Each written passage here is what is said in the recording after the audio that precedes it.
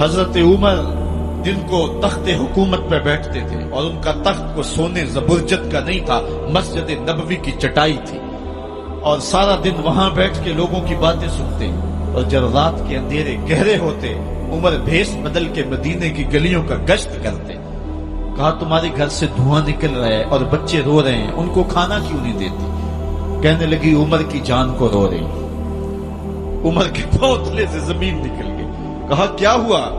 کہا 3 دن سے ہمارے ہاں کھانے کے لیے کچھ نہیں ہے، روزانہ بچے روتے ہیں اور میں ہنڈیا کے اندر پتھر ڈال کر کے نیچے سے آگ ڈالتی رہتی ہوں کہ بچے انتظار کر کر کے سو جائیں گے، کم وقت سو بھی نہیں رہے، اور وہ پتھر پکیں گے بھی کیا، اور میں عمر کی جان کو رو رہی ہوں۔ حضرت عمر کا کلیجہ دہلنے لگا، فوراً پلٹے واپس بیت المال میں آئے، گھی کا ایک کنستر لیا، آٹے کی بوری لی، مرچ مسالہ جات بہت کچھ اٹھایا، اپنے کندھے پہ رکھا، بوری اپنی کمر پہ لا دی۔ عمر بیت المال سے نکلے تو آپ کے خادم اسلم نے دیکھ لیا، آگے بڑھا، کہا میرے آقا میں اٹھاتا ہوں۔ عمر کی آنکھوں میں آنسو ہے۔ کہا اسلم قیامت کے دن میرا بوجھ اٹھا لو گے؟ کہا قیامت کے دن تو اپنا اپنا بوجھ اٹھانا پڑے گا۔ کہا عمر کو آج اپنا ہی اٹھانے دو۔ حضرت عمر وہ گھی کا کنستر اور وہ آٹے کی بوری سر پہ اٹھائے ہیں اور اس خاتون کے گھر جاتے اور دستک دیتے ہیں۔ وہ جب دیکھتے ہیں اس کی جان میں جان آ جاتی ہے۔ کہا جلدی جلدی آٹا گوندو، اور عمر سبزی کاٹنے لگ جاتے ہیں۔ حضرت عمر رضی اللہ تعالی عنہ سبزی تیار کر دیتے، ادھر آٹا گند جاتا ہے، اور پھر اوپر چولہا رکھا جاتا ہے، چولہے کے اندر آگ رکھی جاتی ہے، وہ کھانا پکانے لگتی ہے، آگ بجھتی ہے۔ تاریخ نے لکھا ہے آگ بجھنے لگتی ہے، عمر جھک کر کے پھونکے مارتا ہے، عمر جھک کے پھونکے مارتا ہے۔ کھانا پک گیا اور بچوں کے سامنے کھانا رکھ دیا، بچے کھا رہے ہیں۔ اب بچے رو رو کے نڈال ہو چکے تھے۔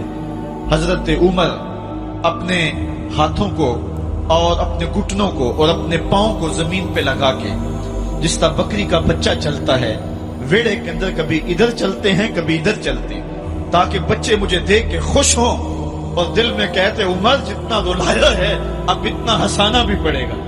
تو کبھی عمر امیر المومنین، یہ میں کسی آج کے جو ہے وہ لوگوں کے ووٹوں پہ منتخب ہونے والے حکمران کی کہانی نہیں سنا رہا، میں اس عمر کی کہانی سنا رہا ہوں جو 23 لاکھ مربع میل کا حکمران ہے، آدھی دنیا کا بادشاہ ہے۔ حضرت عمر جو ہے جس طرح بکری کا بچہ چلتا ہے، اس طرح اپنے ہاتھ اور اپنے گھٹنے زمین پہ ٹیک کر کے جو ہے وہ اس طرح چلتے ہیں۔ بچے عمر کو دیکھ کے مسکراتے ہیں۔ جب بچے مسکرانے لگے تو حضرت عمر نے اس خاتون سے کہا بڑھیا عمر کو معاف کر دے۔ اس نے کہا تو اتنی ہمدردی کیوں کرتا ہے؟ کہا عمر بیچارہ بڑا پھنسا ہوا ہے، فکر ہے اس کو یرموک و فسطاط و حلوان کی، جب فتح ہے مصر تو تیاری ہے ایران کی، آتے جاتے وفد سے ملاقات بھی کرتا ہوگا اور شب کو معلوم حالات بھی کرتا ہوگا، کانٹوں میں الجھی ہوئی بیچارے کی جان ہے، نیند اس کو بھی آتی ہے آخر وہ انسان ہے، میری بہن عمر کو معاف کر دے۔ اس نے کہا نانا عمر کی بات میرے سامنے نہ کر، قیامت کا دن ہوگا، عمر کا گریبان ہوگا اور میرا ہاتھ ہوگا۔ جب اس نے یہ بات کہی تو عمر برداشت نہ کر سکے، بچوں کی طرح بلک بلک کر رونے لگے۔ کہا وہ بد نصیب عمر تیرے سامنے ہے، آج ہی کہلا جو کہنا ہے، قیامت کے دن مجھے معاف رکھنا۔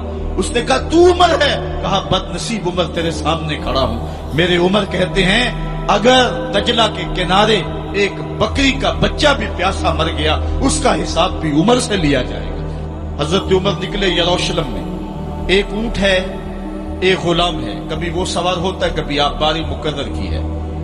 جب قریب پہنچے یروشلم کے تو عمر کی باری نکیل پکڑ دی اور غلام کی باری اوپر سوار ہونے کی آ گئی۔ غلام نے کہا آقا میں مرضی سے اپنی باری چھوڑتا ہوں، آپ آ جائیں، دشمنوں کے مفتوحہ علاقے میں آ رہے ہیں، تازہ تازہ علاقہ فتح ہوا ہے، اسلام کی شان و شوکت ظاہر ہو۔